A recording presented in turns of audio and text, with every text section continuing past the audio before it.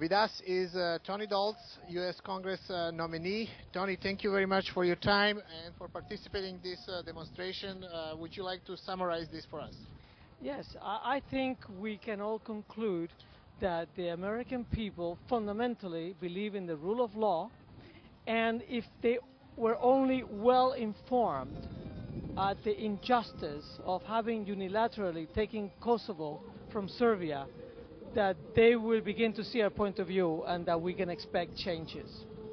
Do you think that pretty much is over a fight for Kosovo, or it's still something that it can be done? I doubt it. I believe this is a legal battle, and we have to wage this legal battle until we achieve victory. Only a small number of people, in fact, have recognized this unilateral declaration of independence. And there are billions of people around the world, if you add them together, who are not in agreement. And also, there are, just in Europe alone, 23 countries that have minorities who at one point or another have waged war or done terrorist acts against their country.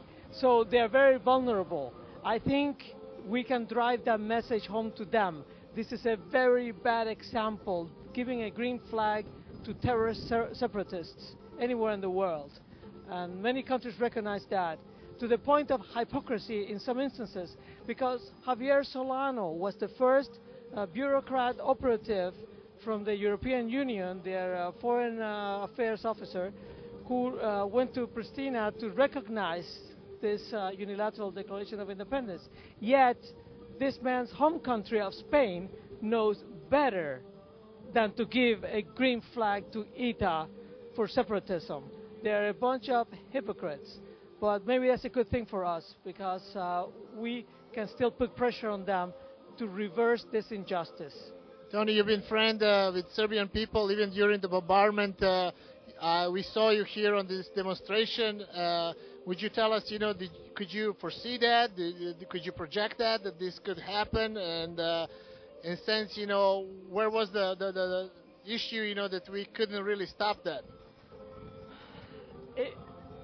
At that time, very few people knew about Serbia in America or Kosovo. Education here is not what it should be. And there were a lot of things going on politically at that time. One of them is that we were rebounding from the first Gulf War, and it is possible, although we can never be sure, that the State Department was trying to prove something to the Muslim world, that we are your friends, and to show that we are going to sacrifice Serbia. So you can see that we're your friends. That's one possibility. Another thing was that President Clinton was caught up in a sex scandal with Monica Lewinsky, and he was very eager to get the attention off of himself and put it on someone else. So some people think that this had a lot to do with it.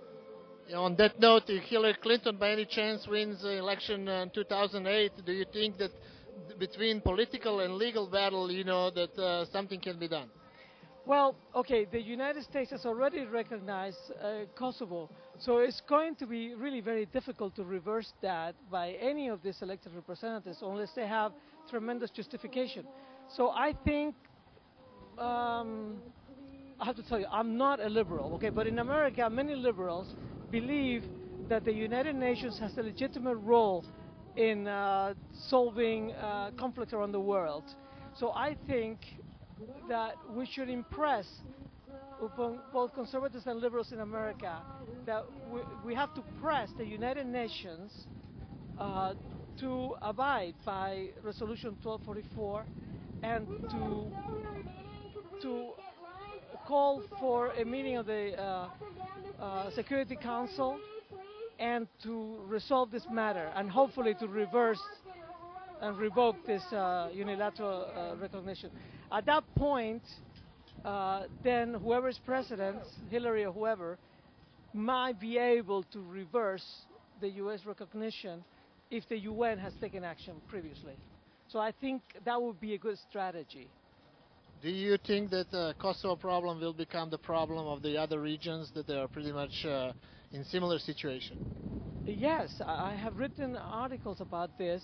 I believe this is precisely what the signal is, that if the United States or European Union or some trade bloc for self-interest decides to support a terrorist separatist organization, that they would do so because they are not afraid of international law and the rule of law.